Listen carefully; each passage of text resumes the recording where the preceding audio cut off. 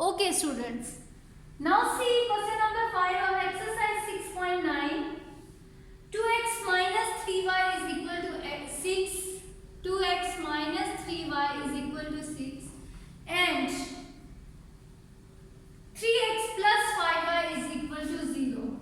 3x plus 5y is equal to 0 and we have to make coefficient same. हमने coefficient same बनाना है, ठीक है। अब आप देखें इसमें और मुझे बताएं कि x के कोफिशिएंट को सेम किस तरह बना सकते हैं और y के कोफिशिएंट्स को अगर आप बनाना चाहते हैं तो उनको किस तरह से बना सकते हैं। Here the coefficient of x is 2 and the coefficient of y in the x in the second equation is 3. 2 को 3 नहीं बना सकते, 3 को 2 नहीं बना सकते। जब ऐसे सिचुएशन आ जाती है आपके पास तो फिर आप उनका लोएस्ट कॉमन मल्टीपल बना लेते हैं, ठीक है। 2 और 3 का लोएस्ट कॉमन मल्टीपल क्या है? 6। तो हम इन दोनों को 6 बना सकते हैं, ठीक है। सो अगर आप y को बनाना चाहते हैं तो 3 को y नहीं बना सकते, 5 को 3 नहीं बना सकते। Then you will multiply both 3 with 5 and 5 with 3 to make the coefficient same. अब आप मुझे बताएं कि इसमें x के कोफिशिएंट्स को सेम बनाया जाए या y के। I am thinking that x तो हमने अभी प्रीवियस एग्जांपल में किया, इसमें मैं y के कोफिशिएंट्स को सेम बनाती हूँ, ठीक है। ये आपके अपने मन पे है, आप किसी भी कोफिशिएंट को सेम बना लें, your answer will be same. Okay, so multiply two make the coefficients of y same. Multiply equation 1 with equation 1 को किससे मल्टीप्लाई करेंगे हम? 5 से। And equation 2 with equation 2 with 3। Okay, चलो इस इक्वेशन को हमें किससे मल्टीप्लाई करना है? 5 से। 5 2 times 10x minus 5 3 times 15y is equal to 5 6 times 30. Okay, this is equation third. Next 3 second equation को मल्टीप्लाई करना है 3 से। 3 3 times 9x plus 15y is equal to 0. This is your equation number 4. Okay, what is the next step now? Second step आपका क्या था? To eliminate. जो आपने coefficient को सेम बनाया है आपने उसको एलिमिनेट करना है। टेल मी, हमने कौन सा कोफिशिएंट सेम बनाया है यहाँ? y। गुड। और उसको हम सेम किस तरह से करेंगे? सॉरी, सेम तो हो गया है ना, अब उसको एलिमिनेट कैसे करना है? बाय एडिंग और बाय सब्ट्रैक्टिंग। इक्वेशंस दोनों आपके पास हैं, third and fourth, and tell me कि हम एडिशन के थ्रू उसको एलिमिनेट करें या फिर सब्ट्रैक्शन के through. If I subtract these two equations, 10 minus 9 1 minus 15 minus 15 30, कोई कोफिशिएंट खत्म नहीं हो रहा। But if I add 10 plus 9 19 and 15 minus 15 0. So add equation 3 and 4. Okay, इनको ऐड करें। 10x minus 15y is equal to 30 and 9x plus 15y is equal to 0. 10 plus 9 यहाँ लिखते हैं आपके, you are adding 19x, ये तो खत्म ही हो गया, 0 हो गया, is equal to 30. Okay, 19x is equal to 30 and the value of x is 30 over 90. 30 over 90.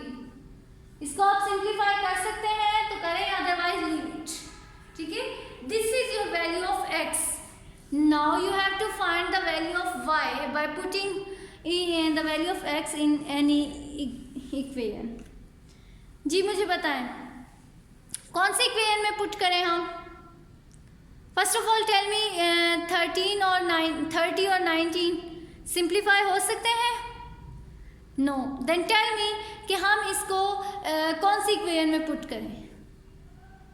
It's your own choice, किसी भी इक्वेशन में आप पुट करवा लें इसको। I am going to put it in equation 2। Okay, क्योंकि उसमें 0 है राइट साइड पे तो हम थोड़ी सी कैलकुलेशन से बच जाएंगे। ओके, पुट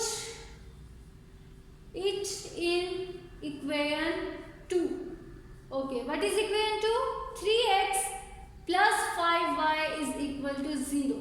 मैंने इसको क्यों चूज किया है, क्योंकि इसमें राइट साइड पे 0 है, तो हम थोड़ी सी जो कैलकुलेशन है उससे बच जाएंगे, वरना हमें ये हमारे पास जो है फ्रैक्शनल फॉर्म में है और इसको हमें बहुत ज़्यादा कैलकुलेशन करनी पड़ेगी। 3x हमारे पास क्या आएगा 30/90 in plus 5y is equal to 0। Okay, अब आपने इसको सॉल्व करना है। कैसे करेंगे solve? 3 × 30 is 90/19 plus 5y is equal to 0। अब इस 19 को जब हमने डिनोमिनेटर से ख़त्म करना है तो हम इसको मल्टीप्लाई करना पड़ेगा। 19, इस 19 को इसके साथ भी मल्टीप्लाई किया और इसके साथ भी। जब 19 को 5 से मल्टीप्लाई किया 9 × 5 = 45, ठीक है, and 5 × 95 is equal to 0। y यहाँ ऐसे ही आ गया। और अब आप यहाँ से y की वैल्यू निकाल सकते हैं। कैसे निकालेंगे? First of all 90 plus 95y is equal to 0 है आपके पास, 95y इज इक्वल टू -90। ये मैंने इसको राइट साइड पे शिफ्ट कर दिया है। अब आप क्या करेंगे, y की वैल्यू निकालनी है, 90/95। अगर ये सिंप्लीफाई होते हैं तो इनको करें, अदरवाइज लीव। और ये सिंप्लीफाई हो रहे हैं ना, तो इट मीन्स कि आपने इनको करना है, ठीक है। जब सिंप्लीफाई हो रहे होंगे तो वो आपने करने, मोस्ट सिंप्लीफाइड फॉर्म आपने लिखनी है। Okay, so they are simplifying, तो मैं इनको सिंप्लीफाई करती हूँ। और ये किस टेबल के साथ सिंप्लीफाई हो रहे हैं? सॉरी, यहाँ आएगा y इज इक्वल टू -90/95। 5 पे अगर हम करेंगे तो 5 1 times 5 and 5 4 times 20/5 1 times 5 and 5 9 times 45. So this is the value of y. Minus will remain as it is, -14/19. This is the value of y and the value of x is 30/19. Okay, so this is the method of equating coefficients. आप इन दोनों answers को इस तरह से भी लिख सकते हैं, एक ब्रैकेट में फर्स्ट में आप लिखेंगे x की value 13/90 into 14/19। This is order pair. ये आपको पता है कि ऑर्डर पेयर जब हम ग्राफ ड्रॉ करते हैं तो लिखते हैं, ये वही ऑर्डर पेयर है। इस तरह भी आप लिख सकते हैं इसको। ओके, सो अब हम इसको समराइज करते हैं अपने मेथड को। सबसे पहले फर्स्ट ऑफ ऑल हमने क्या किया, इक्वेशंस को कोफिशिएंट्स को सेम बनाया। कोफिशिएंट्स को सेम बनाने का मेथड क्या है कि आपने देखना है कि आप किस कोफिशिएंट को सेम बना सकते हैं। x के कोफिशिएंट्स को सेम बना सकते हैं या y के कोफिशिएंट्स को सेम बना सकते हैं, ठीक है। उसके बाद जब आपने सेम बना लिया बाय मल्टीप्लाइंग, तो फिर आपने देखना है कि जो कोफिशिएंट आपने सेम बनाया है उसको एलिमिनेट कैसे करना है, ठीक है। मैं यहाँ अगर थोड़े से स्टेप्स को जनरलाइज करके लिख दूँ कि first step is to make coefficient same. First step is to make coefficient same.